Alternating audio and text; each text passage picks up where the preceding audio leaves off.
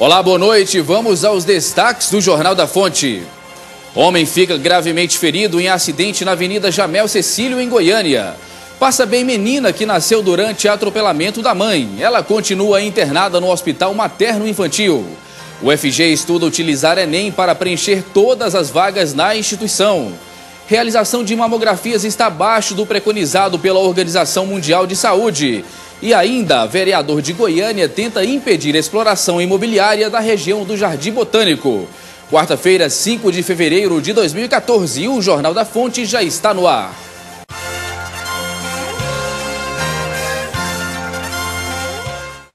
Um acidente grave envolvendo um carro de passeio e um caminhão deixou uma pessoa ferida na manhã dessa quarta-feira. Everton Santos de Oliveira conduzia um Fiat Estilo que foi atingido por um caminhão-baú no cruzamento das avenidas Leopoldo de Bulhões com o Jamel Cecílio, no setor Pedro Ludovico.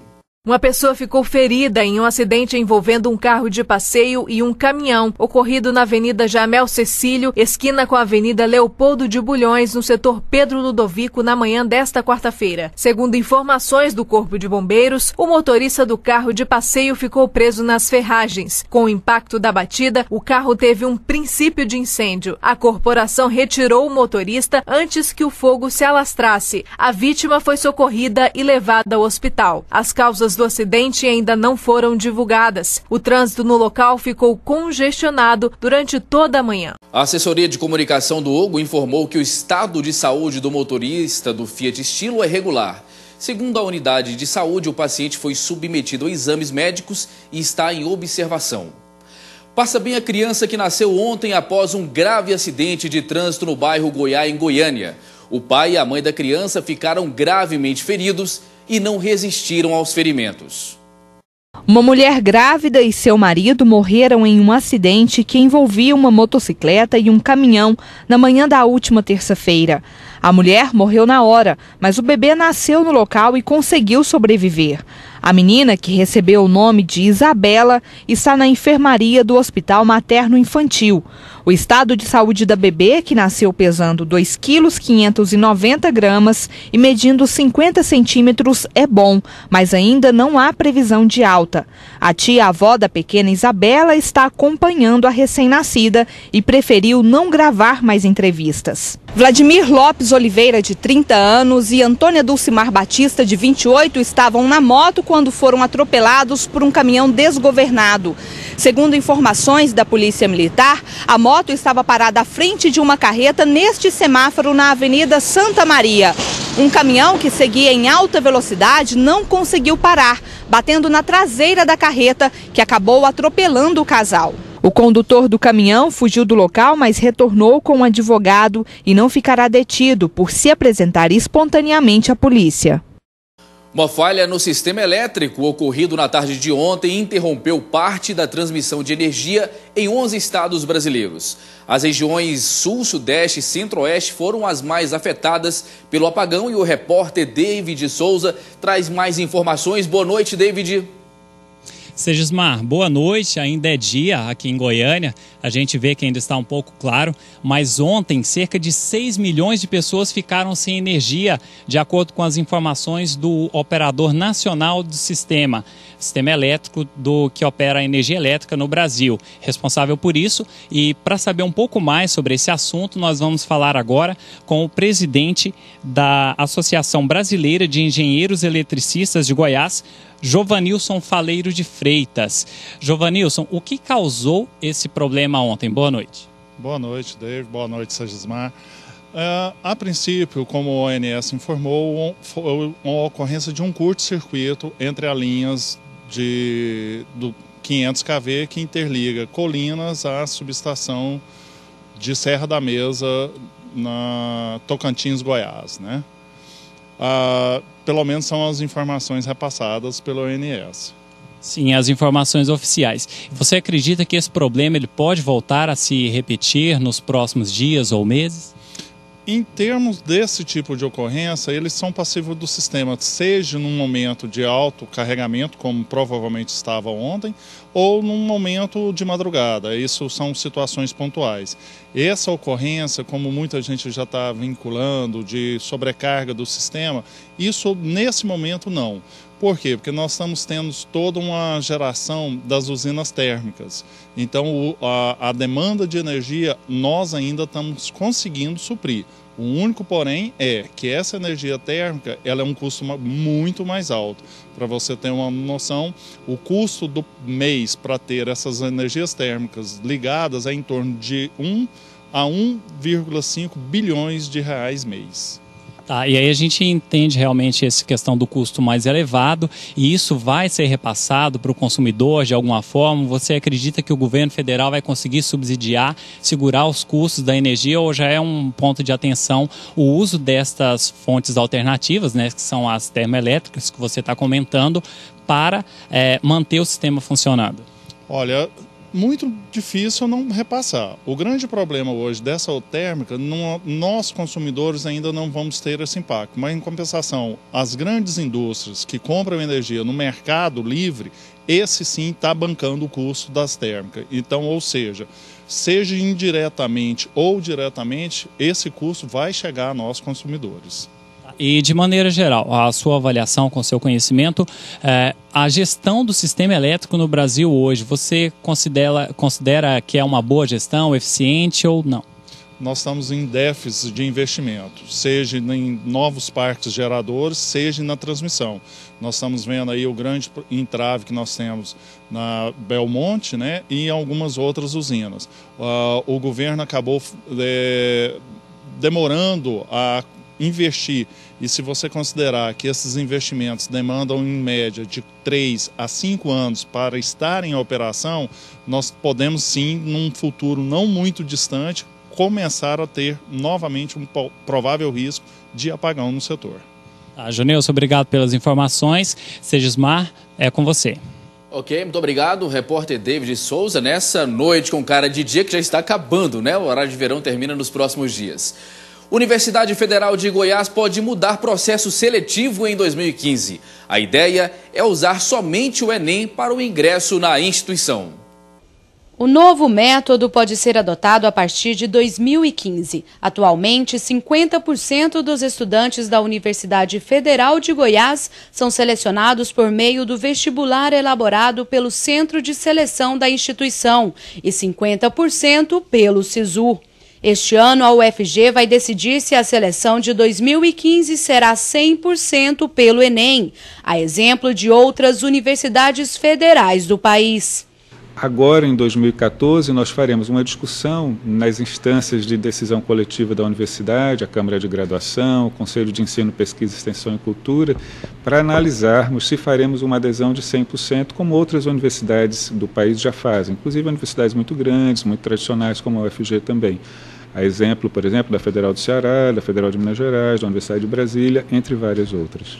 A reitoria da universidade acredita que o método pode beneficiar os candidatos. Uma das vantagens seria o estudante ter que realizar apenas uma prova na disputa pela vaga pretendida. Tem vantagens do aluno não precisar se deslocar para fazer inscrição de diversos vestibulares, não precisar se deslocar para fazer as provas em si, e ele ter a opção de escolher 2 universidades e 2 cursos para os quais ele deseja ingressar na universidade, né? Fazendo isso da sua casa, né? Preenchendo uma ficha num site ou algo similar. Ludmila pretende ingressar no curso de medicina. No ano passado, ela tentou a vaga pelos 2 métodos. Para ela, a prova do Enem é mais prática e justa. O vestibular do Enem, o exame do Enem, ele cobra o conteúdo na prática, uma forma mais funcional, mais aplicável do que a gente aprende na escola. Já outra vantagem que a Ludmila pretende aproveitar é a chance de passar em universidades de outros estados realizando uma única prova. O melhor do SISU é essa possibilidade de você entrar em qualquer faculdade pública do país. A Prefeitura de Goiânia encaminhou um projeto à Câmara Municipal de Goiânia que prevê que a região do Jardim Botânico abrigue empreendimentos de grande porte.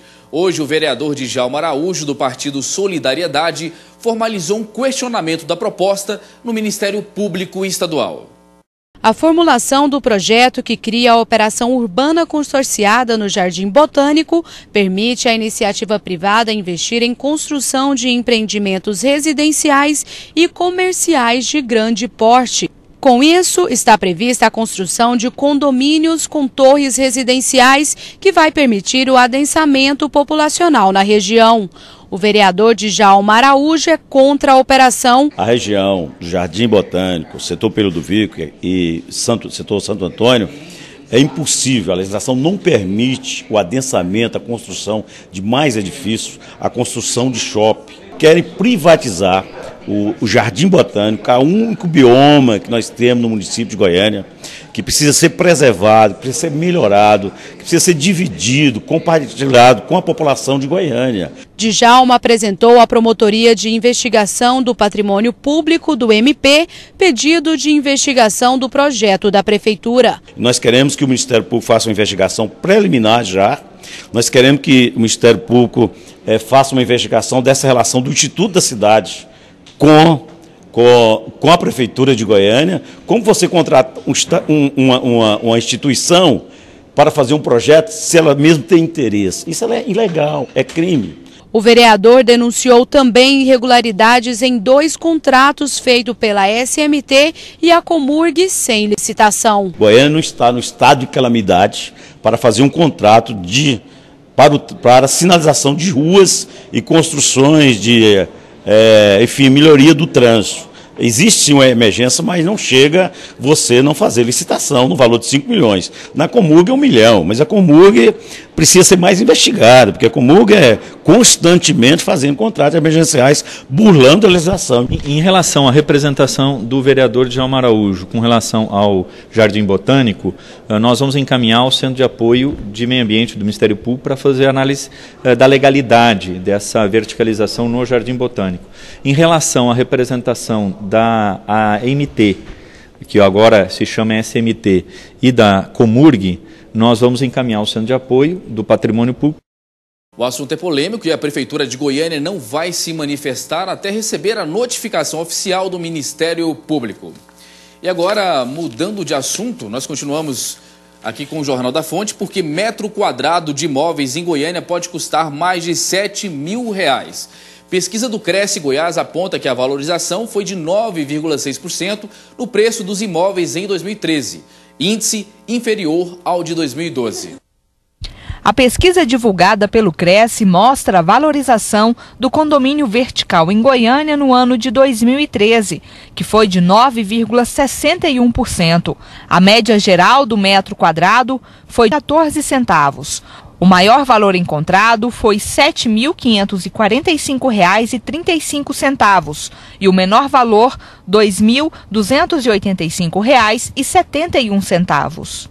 Com a valorização superior aos demais índices econômicos, adquirir um imóvel para alugar é um excelente investimento. É muito mais negócio você adquirir um imóvel, alugá-lo e, se você quiser vender, você tem o patrimônio. Se você não quiser, você tem o rendimento mensal, que nem a poupança dá isso. Porque a poupança ela dá em média 0,5 ao mês. O imóvel ele dá mais de 0,7. Então é um grande negócio você comprar imóveis para aluguel. A pesquisa também mostra a valorização por regiões e bairros. A região sul, em 2013, foi a mais valorizada.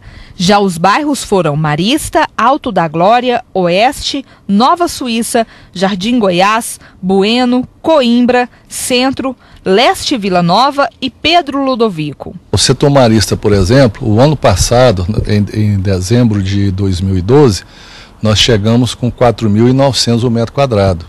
Esse ano nós chegamos com 6.100. Então veja você que foi um aumento de mais de 40% naquela região. Então os imóveis de padrão médio-alto teve uma valorização de mais de 20%. Em Aparecida de Goiânia também houve valorização de 7,63%. Segundo o presidente do Cresce, embora tenha tido valorização em 2013, o preço dos imóveis deve se estabilizar este ano. 3 quartos, 4 quartos, a tendência é manter mais estabilizado. Mas isso não quer dizer que não vai aumentar. Porque tem que aumentar, o CUB sobe, o INCC sobe, a mão de obra sobe, todo o material de construção sobe. Então ele vai sendo atualizado. De volta com mais informações com o repórter David Souza. David.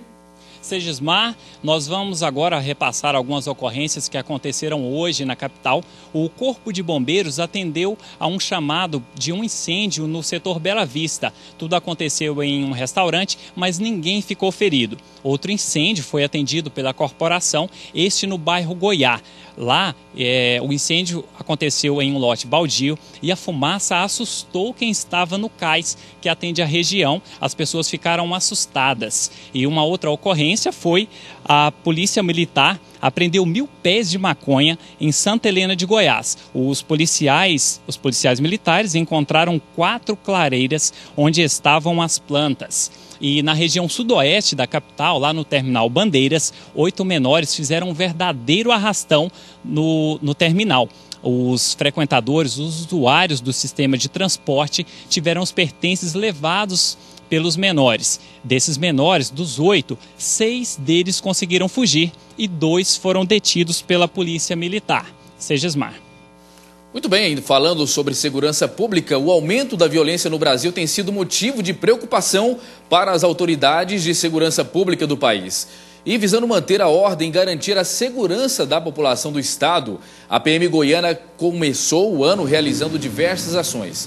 No mês passado foram realizadas mais de 4.000 operações, que resultou na recuperação de 1.400 veículos e na captura de 386 foragidos da Justiça. E para falar sobre esse assunto e demais assuntos, eu converso agora com o subcomandante do Comando de Tecnologia e Informação da PM, Coronel Wellington Zeda. Coronel, é um prazer recebê-lo aqui no Jornal da Fonte. Boa noite. Boa noite, o prazer é nosso. Esse espaço sendo aberto para a Polícia Militar agradece e sempre se colocará à disposição para qualquer esclarecimento de fatos que necessitar. Coronel, pelo que a gente percebe, né, pelos dados aí que foram colocados pela Polícia Militar, pelos dados que nós acabamos de falar agora há pouco, a bandidagem ela não está brincando, né? Realmente a bandidagem está crescendo, não só em Goiânia, não só em Goiás, mas em todo o Brasil. E para a Polícia Militar acaba aumentando ainda mais o trabalho. Nós temos verificado que realmente o crime tem aumentado. E esses fatores intrigam as forças de segurança. Porque, veja bem, nunca se trabalhou em Goiás como a Polícia Militar tem trabalhado. Em janeiro, você viu os números aí, nós fizemos 512 apreensões de drogas, que varia de 1 pedra, 2 pedras de crack a tonelada de maconha. Nós abordamos 52 mil pessoas. É a mesma coisa se eu parasse a cidade em Umas e falasse, ó, ninguém sai daqui, e abordasse todo mundo que estivesse lá dentro. Em um mês apenas. Nós fizemos mais de 4.000 operações policiais. Nós apreendemos 386 foragidos da Justiça. Por que estavam fora do sistema prisional? Nós prendemos 282 armas de fogo com pessoas, armas ilegais, ou pessoas que não poderiam estar armadas na rua. Né? Não possuem porte de arma. Então, nós estamos trabalhando muito, mas o crime, infelizmente, ele está crescendo. É necessário, urgentemente, nós tomarmos medidas que não sejam paliativas, medidas saneadoras, medidas definitivas, para que nós possamos fazer com que o crime desça de forma geral. E isso aí não é Goiás, não é exceção, não somos privilegiados, não. O crime aumentou em todo o país, infelizmente. O senhor tem quase 30 anos de corporação. Pela sua experiência, coronel, quando a droga, em especial o crack, chegou no Brasil, especialmente em Goiânia, em Goiás, a situação ficou mais precária ainda? Ficou mais difícil controlar essa criminalidade? O crack é um subproduto da coca. Nós tivemos, antes do crack, a merla, que era uma coisa bem regional aqui. Depois o crack é uma preocupação muito grande, tanto é que o governo criou os Credex para isso, porque sabe que o crack vicia na primeira vez que se fuma.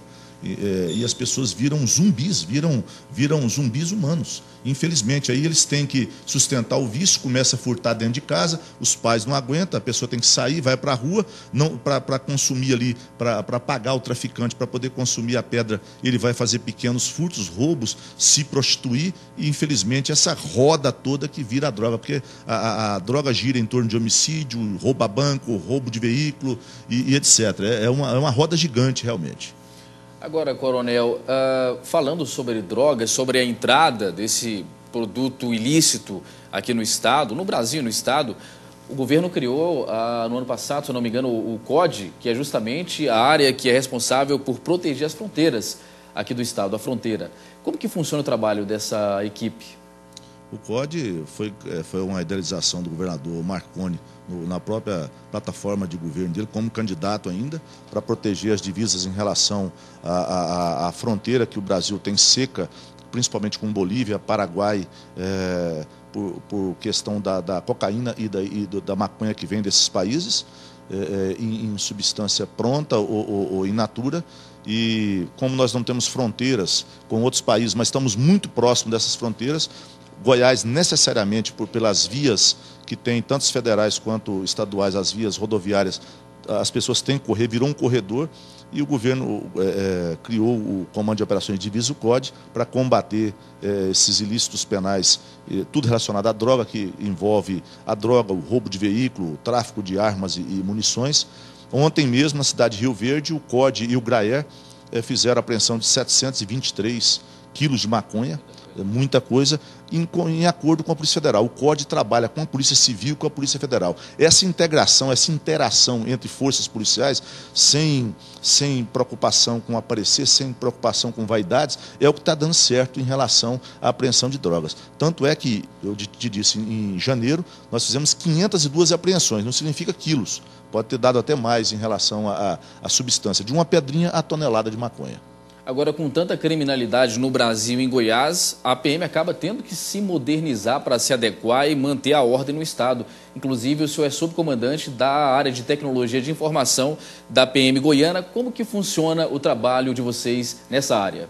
O Comando de Tecnologia da Informação foi criado há cerca de 3 anos para realmente trabalhar TI, né, na Polícia Militar. É algo novo, mas o nosso comandante-geral, Coronel Silvio, designando o Coronel Alves, que é o nosso comandante imediato do Comando de Tecnologia da Informação, acrescentou agora, nesse ano, análise criminal ao Comando de Tecnologia da Informação. Então, nós estamos com equipes preparadas, nós já fizemos cursos na área, com todos os programas e sistemas, as ferramentas de TI que foram nos oferecidas pela Secretaria de Segurança Pública. Diga-se de passagem, o secretário é um visionário em relação à TI, ele trabalha com ciência de prevenção, e a polícia vai usar a ciência, a deontologia policial, a ciência na prevenção de delitos. Nós temos que prevenir. Então, o comandante-geral, ele quer saber onde está acontecendo a mancha criminal. Tudo bem, isso é fácil, através de estatística, porque estatística é uma ferramenta de análise criminal, uma das ferramentas. Nós queremos saber qual o ambiente, qual a vítima, qual o autor, que tipo de pessoas que são. Nós queremos estudar esse aumento de criminalidade, porque nós estamos trabalhando muito, mas infelizmente a criminalidade está aumentando e a Polícia Militar não está satisfeita. Como ela é um órgão preventivo, ostensivo, fardado, ela é responsável exclusivamente pela prevenção. Então, tudo que é prevenção é de responsabilidade da Polícia Militar, está na Constituição Federal. Nós queremos nos preparar cientificamente para poder responder melhor à sociedade, mandando uma sensação de segurança. Daí porque foi criada a Operação Carrossel e o comandante escalou os melhores tenentes-coronéis que tem na polícia, ele escolheu os melhores tenentes-coronéis que tem na polícia para ser superior de dia, todos foram comandantes de unidade, todos, sem exceção, e colocou para coordenar isso aí. É lógico que sob a batuta do CPC, que é o nosso coronel Veríssimo, e aqui do tenente-coronel Salles, que é o comandante de Aparecida, e esse carrossel que vai girando, por isso desse nome, ele vai girando, trazendo sensação de segurança para as pessoas, e nós queremos levar e trazer sensação de segurança, porque as famílias, elas têm que ocupar as ruas. Bandido tem que ir ou para a cadeia, né, ou deixar de ser criminoso. Isso bandido ou tem que deixar de ser criminoso e ir para a cadeia. Lugar de bandido é na cadeia. Bandido bom é bandido preso, para a Polícia Militar. Muito bem, esteve conosco aqui no Jornal da Fonte o subcomandante do Comando de Tecnologia de Informação da PM, Coronel Wellington Uzerda. Coronel, muito obrigado pela sua participação e boa sorte para vocês. Ser policial não é fácil, é uma missão que realmente precisa de coragem para poder responder à altura à criminalidade que vem crescendo. Boa sorte nesse novo comando do senhor também. Eu que agradeço, o Comando de Tecnologia da Informação, bem como a Polícia Militar, está à disposição. E você, cidadão, creia, a Polícia Militar está 24 horas na rua para proteger você e sua família. Não tenha medo. Qualquer coisa, 190. É o seu número de emergência. Muito obrigado. E no Dia Nacional da Mamografia, um alerta para as mulheres sobre a importância do exame. O teste é a única forma de identificar o câncer na mama e deve ser feito a partir dos 40 anos, segundo a Sociedade Brasileira de Mastologia. 5 de fevereiro, Dia Nacional da Mamografia, principal exame realizado para detectar câncer de mama, uma das principais causas de morte por essa doença em mulheres acima de 40 anos de idade. O INCA, Instituto Nacional do Câncer, prevê o surgimento de 57.120 novos casos da doença este ano. E para que este número não seja alcançado, uma das formas de prevenção, de acordo com a diretora da Sociedade Brasileira de Mastologia, é realizar o exame. A mamografia, na verdade, é a nossa saída. Nós não temos outra direção a ser seguida, a não ser a mamografia, para reduzirmos a mortalidade por câncer de mama. O exame é feito neste tipo de aparelho, que são ao todo 166 em Goiás. O estado não atinge a meta preconizada pela OMS de pelo menos 70% das mulheres fazendo o exame por ano, porque a maioria dos aparelhos estão concentrados na região metropolitana de Goiânia, deixando o interior mais distante desassistido. Existe uma concentração desses mamógrafos, praticamente 40% desses mamógrafos estão na Goiânia e Grande Goiânia. Então o interior realmente fica em desvantagem com relação à distribuição dos mamógrafos. Detectada a doença, o tratamento é demorado e agressivo. Após sessões de quimioterapia, que fazem os cabelos cair, as pacientes participam de oficinas como esta, que ajudam a elevar a autoestima. Eu estou achando ótimo, é uma coisa muito bem-vinda, muito bem feita, todo mundo é carismático, tem, sabe, calor, um calor humano, para com as pessoas que precisam, né? Se ficar todo mundo de cara feia, não dá certo. Como é que é a receptividade delas a essas oficinas? Olha, no começo elas começam tímida, né, com vergonha às vezes porque o cabelo caiu, porque tá sem a mama, né, e aí depois à medida que a gente vai dando as dicas, ensinando a amarrar o lenço, elas vão se soltando e aí no final já tá todo mundo rindo, todo mundo participando. E o Jornal da Fonte termina aqui, nós voltamos amanhã.